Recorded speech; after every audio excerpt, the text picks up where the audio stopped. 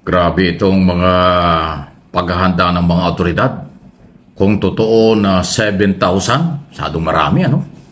Sino ba si Duterte? Bakit kailangan paghandaan ng 7,000 pwersa ng PNP? Breaking news po, nakabantay na po ang PNP doon po sa NAIA at ang mga supporter ni Digong na mga paranoid. Nako, ito po yung balita. Pakinggan po ninyo. Nagdang umuwi sa bansa mamayang hapon si dating Pangulong Rodrigo Duterte ngayong araw. Sa pahayag ni dating presidential spokesperson Harry Roque, sinabi nito na darating sa Maynila si dating Pangulong Rodrigo Duterte mamayang alas 4:35 ng hapon. Lula ng Cathay Pacific Airline na lalapag naman sa Terminal 3. Ito ay sa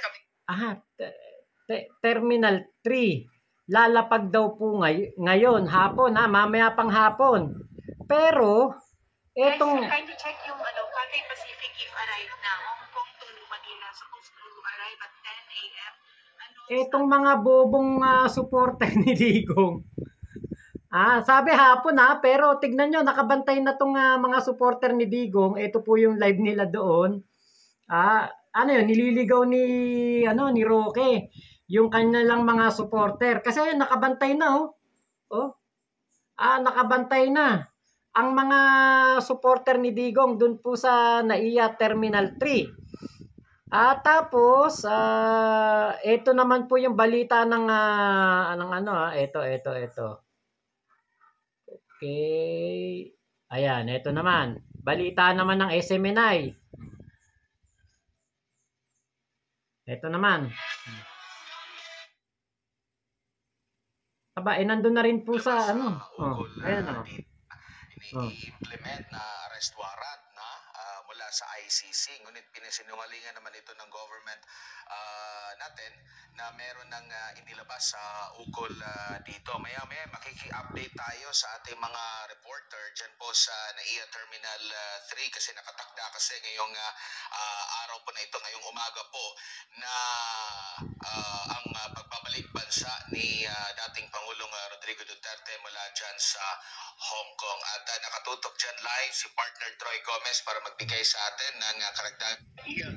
Dito sa arrival at sa ngayon ay yun nga kasama po ngayon ang mga media at katabi rin namin doon siksikan na yung media dito at dito rin ang ilan sa mga pulis.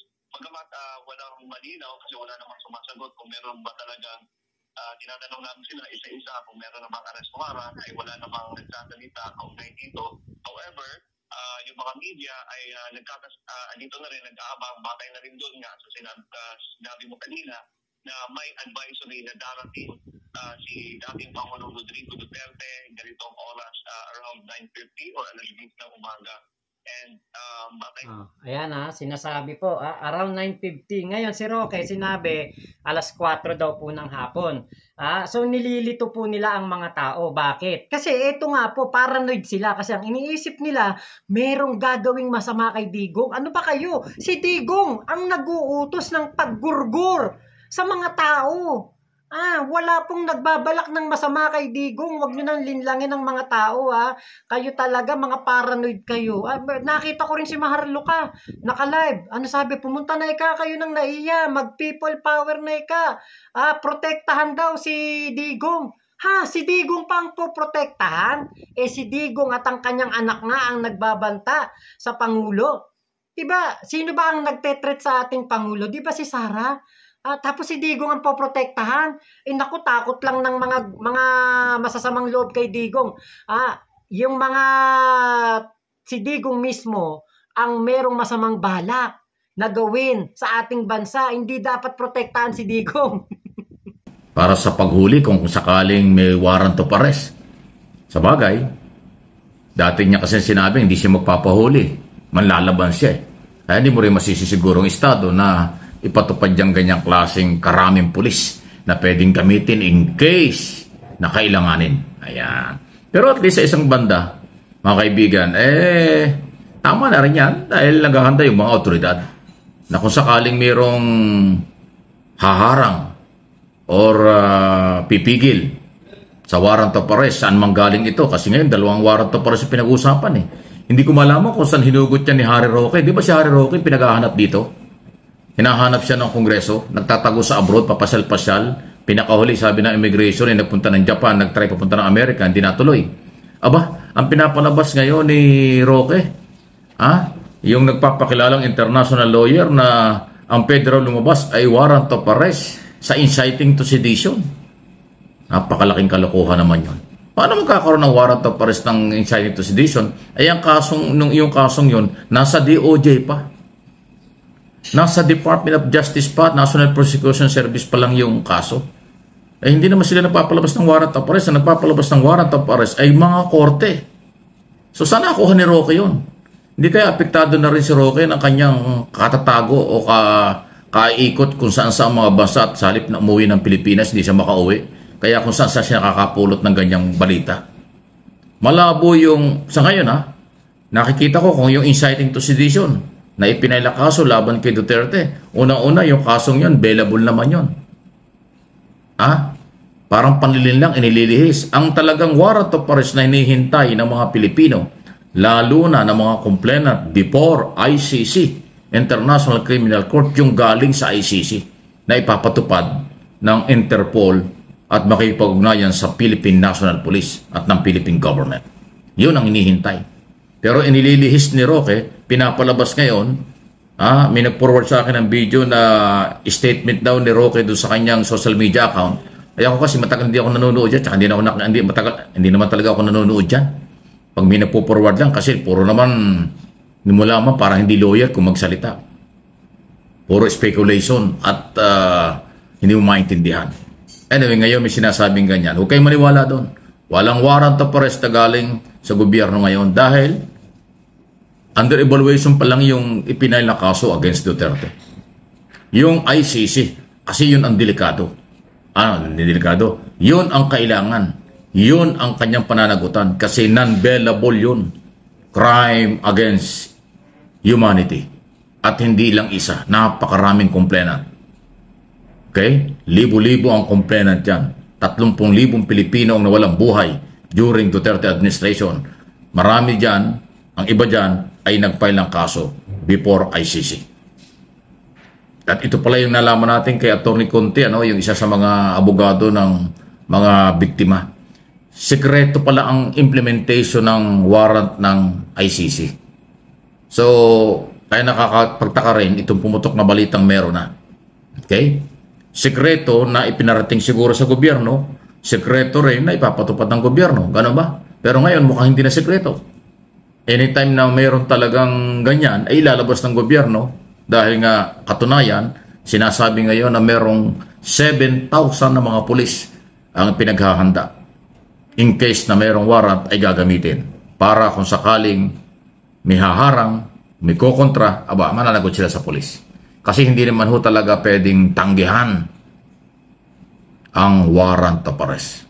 Kasi yan ay yan ay mali pagkahinarang. Yan ay court order. Mga local or national or international warrant of arrest, yan ay court order na hindi pwedeng pagtakpan. Kahit ang ating gobyerno nagsalita na, hindi nila pipigilan yan. Ngayon po, yung mga kumag na supporter ni Digong at mga vloggers, nandoon po sa NAIA. Siyempre, for the views, marami nga namang manonood sa kanila kung sakaling ma-video nila ang pagdating ni Digong. At nako, alam niyo ba kung ano ang panawagan sa mga live streaming nila?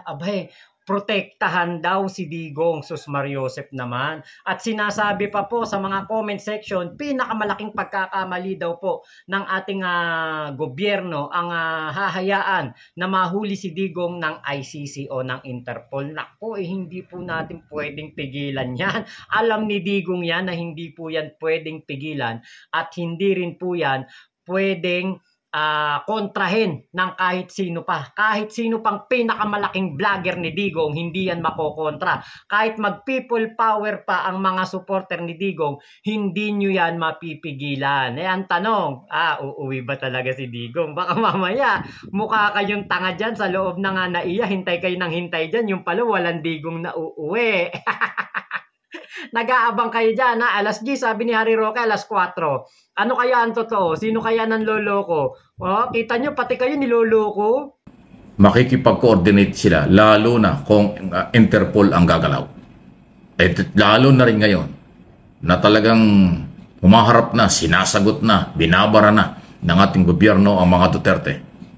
Pinutol na nila ang pamamayagpag ng pagsisinungaling, pagpi-fake news, pagbanat ng mga personal ng mga Duterte at followers sa administrasyon ni Pangulong Marcos. Kaya pag dumating ang warrant at meron talagang warrant, ay napakabilis po ng implementation niya. Kaya nga ang tanong di ba may nagtatanong, ako nagtatanong din, dapat siya umuwi, Pilipino siya, dating Pangulo, abogado, dapat harapin niya.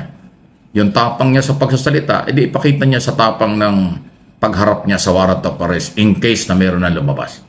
Kasi ngayon ay sinasabi baka daw hindi na umuwi o baka mikot-ikot na sa China kasi nasa Hong Kong. Nung Friday pa siya sa Hong Kong, ay anong araw na ngayon? Di ba? Anyway, kung babalik naman siya, di mas maganda. Para harapin niya ang mga pwedeng problema. Alam naman ni Duterte na pwede siyang mahuli. Alam ni Duterte na pwedeng lumabas talaga ang warrant laban sa kanya. Kasi napakatibay ng reklamo ng mga biktima ng human rights violation or sinasabi nilang crime against humanity. Okay? Na nasa korte. 7 taon na yung kasong yan. No, masyadong mabagal nga, masyadong matagal. So, kaabang-abang talaga. Okay? Pero ang ating paniniwala at ang ating advice sa kanila, hindi makinukuha ang advice, ay anuman basta warrant of arrest, huwag ninyong takbuhan yan. Huwag niyong labanan yan. Ang labanan sa korte, ang warrant of arrest, parte ng due process. Ang warrant of arrest, parte ng pagbibigay ng pagkakataon sa lahat ng sektor, especially sa akusado o may warrant of arrest. Kasi pag may warrant of arrest, hindi naman sinabing guilty ka na. Ang warrant of arrest, bahagi lang ng proseso kapag ka may mga kaso. May warrant of arrest na bailable, may warrant of arrest at may mga kaso na non-bailable. So ngayon, non-bailable kasi ito dahil crime against humanity ang pinag-uusapan. So pag hinuli siya, magkakaroon pa ng trial. Doon sa trial na yon, kung sakaling aabot doon ang malayang pagkakataong idepensa ni Duterte at ng kanyang mga kasamahan na kinasuhan dyan sa ICC para ipagtanggol ang sariling siya inosente, walang kinalaman sa paratang. Ganun po yun. Yung iba kasi akala nila pag hinuli at may warrant of arrest, guilty na. Hindi po. Parte lang yan ang proseso. Hindi nyo kasi alam ang proseso. Ayaw nyo sumunod sa proseso. Gusto nyo shortcut Tukhang dito, tukhang doon. O ayan. Kaya ngayon may proseso, nagugulat kayo. Kaya hindi ako nagugulat sa prosesong yan. Para sa akin, normal lang ang pagpapail ng kaso, normal lang magpalabas ng warrant of arrest, sundin ang warrant of arrest, then magkaroon ng trial. Doon mo ipagtanggol ang sarili mo. Sino ka man. Hindi lang Duterte or Senator Bato o kung sino man. Lahat ng inakusahan at kinasuhan at magkaroon ng warrant of arrest, ayan po yung inyong pagkakataong ipagtanggol nyo ang inyong sarili. Hindi pwedeng takasan, taguan yan. Hindi pwedeng mura-murahin lagi yan. Although mapagmura kayo, o hindi yan parating sinasabing mong ibabaliwala.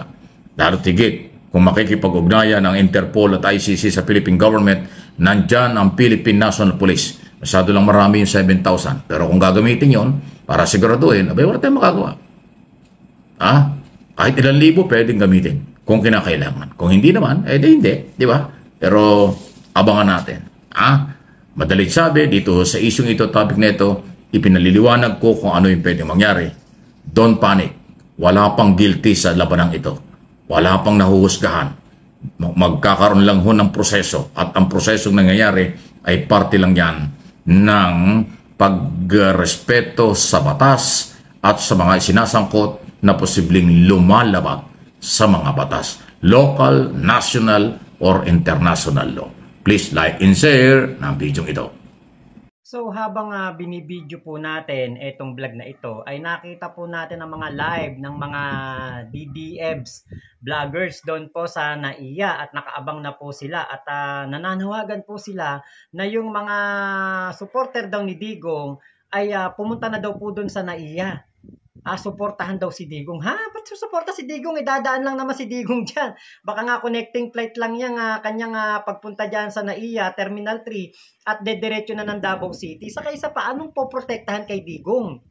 Si Digong nga ang merong kaso na crimes against humanity. 'Di ba?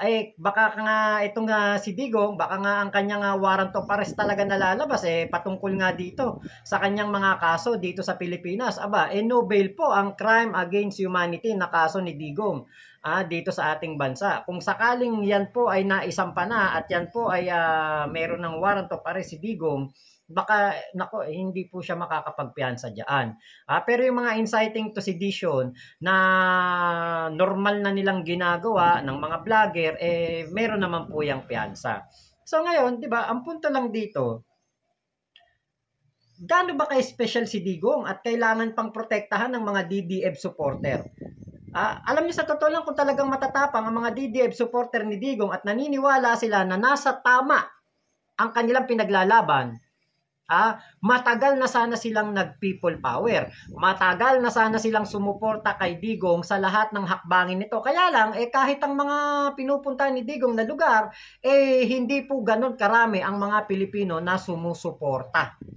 Ngayon pa kaya, sa NAIA, na alam nyo, yung panawagan nilang sumugod ang mga supporter ni Digong sa NAIA, napaka-delikado po niyan at napakalaking abala po sa ating paliparan.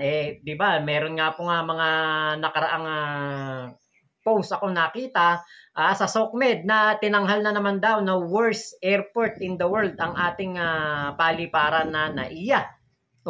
Tapos pupunta pa mga DDEVs para manggulo. So ano ba yan? Puro kayo panggugulo. Sa Hong Kong, nanggulo na nga kayo. Inaayawan na nga ng mga Hong Kong officials ang ginawang panggugulo ni Digong doon sa kanilang katahimikan, sa kanilang pamumuhay. Pati mga pulis naabala dahil kailangan pa nilang bantayan si Digong. Tapos ngayon, pag uwi ni Digong, mananawagan sila na puntahan si Digong sa NAIA. Naku po. Napakalaking abala sa ating pangunahing paliparan. Napakalaking abala sa NAIA. Diba? Yan po ang mga DDEVs. Ganyan po ang kanilang mga kaisipan. Ganyan po sila. Puro gulo, puro panggugulo at puro po pag-aaklas, inciting to sedition ang kanilang mga gusto pong gawin. Hindi na tayo magtaka kahit si Digong ganun din, si Harry Roque ganun din, si Maharlika nga naka-live din nananawagan sa mga kababayan natin pumunta na daw ng NAIA. Imagine niyo yung gagawin nilang gulo sa numero 1 paliparan ng ating bansa. Diyan dumadaan ng napakaraming turista, napakaraming balikbayan. Ito lamang ang katibayan na talagang ang mga DDEVs wala po silang pakialam sa kung ano ang magagawa nilang perwisyo sa ating lipunan. Ang importante, masunod nila ang kapritsyo ng kanilang mga leader. Diba? Kasi, Diyos ko, kailangan protektahan si Digong takot nga ang mga tao dyan kay Digong, diba? Si Digong ang nagpapagurgur sa mga kalaban niya, sa mga naging biktima ng EJK. Tapos si Digong pa ang poprotektahan. Ano yun? Poprotektahan niyo yung masamang tao? Pipigilan ninyo kung sakaling totoo na mayroong warrant of arrest si Digong mula sa ICC? Pipigilan ninyo? Naku, malabo kayo dyan. Hindi nyo mapipigilan yan at mapapahiya lang kayo. Wala kayong magagawa. Isa pa, kakarampot lang kayo. Kaysa sa mga silent majority at sa mga Pilipino na gustong mabigyan ng hustisya ang mga biktima ng EJK.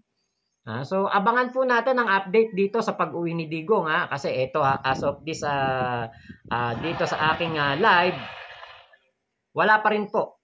Wala pa rin po si Digong. Hindi pa rin po umuuwi. Hindi pa rin po lumalapag si Digong sa NAIA. Wala pa rin po. Ito, live to ng bobong vlogger. Wala. Hindi po natin na... wala pa rin po doon. Ito, bobong vlogger din. Wala din po. Wala pa din pong Digong na nakikita doon. Wala pa rin. Tignan natin kung saan pa. Okay. Tignan natin. Itong SMNI. Wala. Wala pa. The problem frontally, bilang isang wala pa po. Sir, what are your thoughts about that? Kita nyo kung gaano kalaking perwisyo yan. Oh, kita nyo, ang daming tao dun sa Terminal 3, oh. Sa Bataan. For instance, Perwisyo. yung warrant of arrest, as far as I'm concerned, illegal yun. Perwisyo ang ginagawa nila doon sa Terminal 3. Ayan, oh. Ayan. Wala pa pong digong na lumalapag sa NAIA as of recording ng video na ito. So ito, nakita natin, ang daming media, ang daming vlogger, ang daming tao na nakikisyoso sa paglapag ni Digong doon po sa NAIA.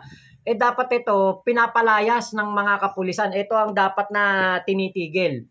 Media siguro okay lang, pero yung mga vlogger na for views, para lamang maipakita yung pagdating ni Digong, andyan ang mainstream media, nakabantay. Hindi kailangan ng vlogger dyan. Yung mga usyusero, yung mga DDS supporter ko, no? Anda ba kayo makipagpatayan dyan, makipagbarilan? Kung sakaling huliin si Digong, hindi naman wala naman kayo magagawa dyan. Diba? Hasta lang kayo mga matatapang pero mga bahag na mabuntot ninyo. Pero yun itong mga vlogger na to, may time mag-video doon sa NAIA. Pero pag pinatawag ng TRICOM, mga duwag, mga takot. Ay, nako. Tignan po natin kung ano mangyayari ngayon pong umaga na ito kung talagang lalapag si Digong sa NAIA. Kung hindi, nako. Baka yun na nga yung sinasabi ni dating Senador Laila de Lima. Kukuha na ng asylum doon sa sa China. So, yun lamang po. Maraming salamat sa pagsama nyo dito sa aking vlog na ito. Thank you po sa video ni Sir Mike Abe na ating nireaksyonan. Thank you po sa mga tropa pips natin na laging nakasuporta dyan. Mama Chup Chup, love you, love you. God bless us all, Pilipinas. God first. Salamat po.